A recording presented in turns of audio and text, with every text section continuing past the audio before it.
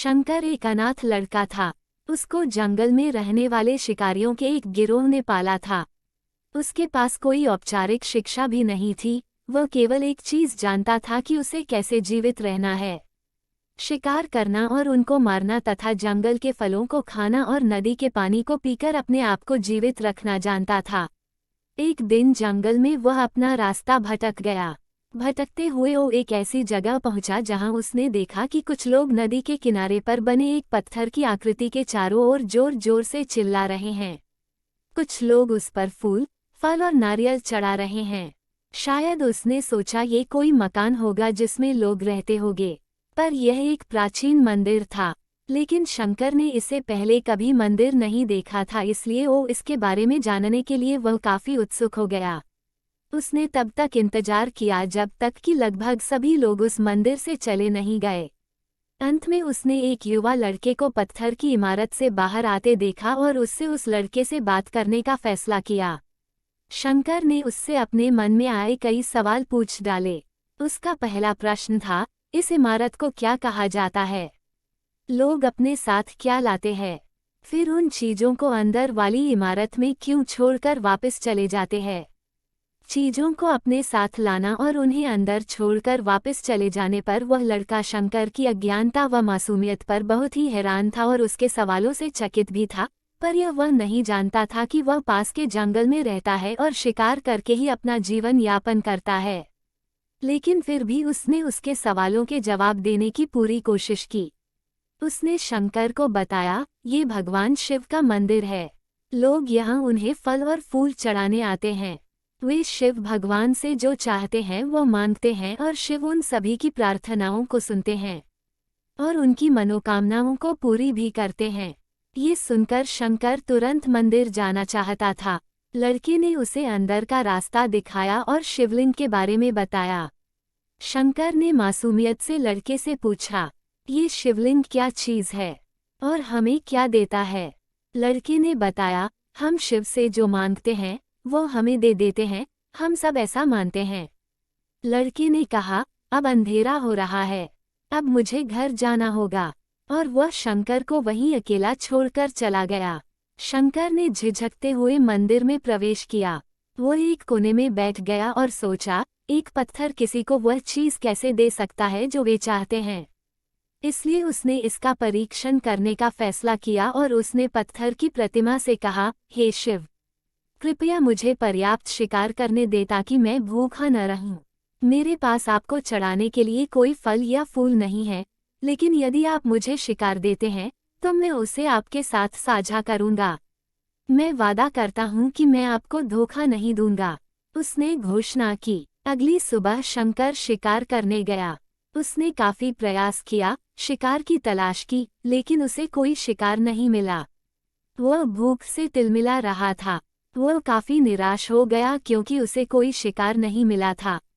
दोपहर हो चुकी थी। अब उसे लगने लगा कि मंदिर के लड़के ने उससे झूठ बोला था, फिर भी उसने शिकार की खोज जारी रखा। जैसे ही शाम हुई, उसने 2 खरगोशों को अपने बिल में से आते देखा। शंकर ने उन खरगोशों को मार डाला। चूंकि उसने शिव भगवान से वादा किया था कि वह अपने शिकार को साझा करेगा, वह मरे हुए खरगोशों में से एक के साथ मंदिर गया।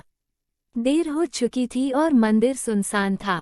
शंकर ने मंदिर में प्रवेश किया और जोर से कहा, कृपया आओ और अपना हिस्सा ले लो प्रभु।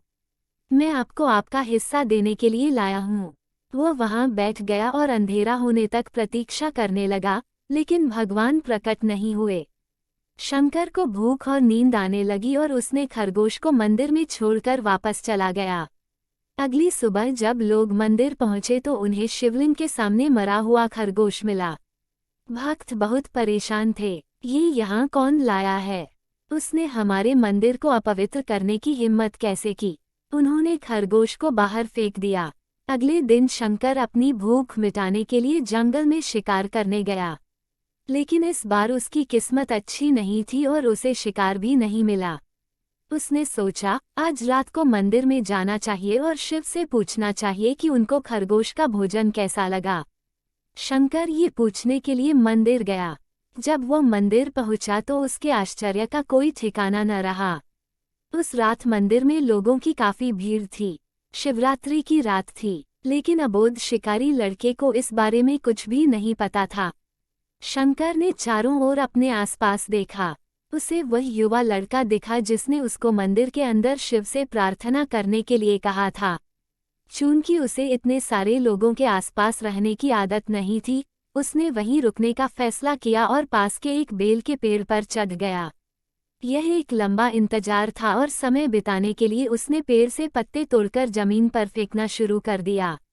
उसे अज्ञात पेड़ के नीचे एक छोटा सा शिवलिंग था, जिसकी पूजा लंबे समय से नहीं की गई थी। शंकर के द्वारा फेंके गए बेल के पत्ते उस शिवलिंग पर गिरे। शंकर मंदिर में होने वाले भजनों से मंत्रमुग्ध हो गया और धीरे धीरे साथ में गाने लगा और पंचाक्षरी मंत्र का जाप करना शुरू कर दिया। रात भोर में बदल गई और सभी भक्त मंदिर से चले गए। शंकर पेड़ से उतरा और मंदिर में प्रवेश किया। उसने देखा कि शिवलिंग की आंखों पर लाल निशान थे। वे कुमकुम के थे जो लोगों ने लगाए थे, लेकिन शंकर को यकीन था कि शिव को उनकी आंखों में परेशानी हो रही है। उसने शिव की खेदजनक स्थिति के रूप में जो कुछ भी महसूस किया, उसके लिए उसे बहुत दुख हुआ। वह उनकी मदद करना चाहता था। उसने सोचा, शिव यहाँ अकेले रहते हैं और बीमार होने पर उनकी देखभाल करने वाला कोई नहीं है। जब तक भक्त उनसे मिलने नहीं आते, उन्हें भोजन भी नहीं मिलता। शंकर ने एक रात पहले भक्तों को शिवलिंग पर जल चढ़ाते देखा था। प्रभु को ठंड लग रही होगी, शायद वे कांप रहे हैं, उसने सोचा। आखिरकार वे केवल पत्तियों से ही ढके हुए हैं। तो उसने शिव से पूछा, मेरे स्वामी, मैं आपकी क्या मदद कर सकता हूँ? शायद कुछ खाना या दवा। मैं आपकी सेवा कैसे कर सकता हूँ? शिव ने उसे कोई उत्तर नहीं दिया। शंकर ने सोचा, भगवान वास्तव में बहुत बीमार है क्योंकि वह अब उत्तर देने में भी असमर्थ हैं। वह तुरंत जंगल में गया, कुछ औषधीय जड़ी बूटियों को लाया और लाल निशान पर उनका लेप लगाया। लेकिन कुछ नहीं हुआ। उसने कहा, लगता है कि ये अंधे हो गए हैं। मुझे प्रभु को अपनी एक आंख देनी चाहिए ताकि वह ठीक हो जाए। ये निश्चित रूप से उन्हें खुश कर देगा। उसका दिल पवित्र था और उसने वहां शिव के हाथ में रखे त्रिशूल को उठाया और त्रिशूल को अपनी दाहिनी आंख की ओर ले गया और अपनी आंख को निकालने का प्रयत्न किया। शंकर अनपढ़ था, उसे मंत्रों या पूजा के उचित तरीकों का कोई ज्ञान नहीं था, लेकिन उसकी भक्ति की कोई सीमा नहीं थी। जैसे ही वह अपनी आंख निकालने वाला था, शिव अपनी पत्नी पार्वती के साथ प्रकट हुए। उन्होंने पार्वती से कहा, इस भक्त शंकर ने अनजाने में शिवरात्रि पर उपवास किया, बेल के पत्तों से मेरी पूजा की और साबित किया कि उसका दिल बेदाग व पवित्र है। मैं अपने इस भक्त पर काफी प्रसन्न हूँ। शिव भगवान ने शंकर से कहा, तुमने मुझे अपनी मासूमियत के कारण जीत लिया है। प्रभु ने मुस्कुराते हुए कहा, लोग मुझसे हर समय झूठे वादे करते रहते हैं और कुछ ना कुछ मुझसे मांगते रहते हैं, पर जैसे ही उन्हें मुझसे मांगी चीज मिल जाती है तो वे मुझे भूल जाते हैं। दूसरी ओर, तुमने मेरे साथ एक सच्चे इंसान की तरह व्यवहार किया और यह वास्तव में बहुत ही दुर्लभ है। अब से तुम मेरे इस संसार में सबसे बड़े भक्त माने जाओगे और तुम्हारा नाम मेरे साथ सदा जुड़ा रहेगा। तुम कई सदियों तक जीवित रहोगे। इस बात को कहकर भगवान शिव व मां पार्वती अंतर्ध्यान हो गए। तभी से लोग शिव के साथ शंकर का भी नाम लगाने लगे। एक बार प्रेम से बोलिए, हर हर महादेव।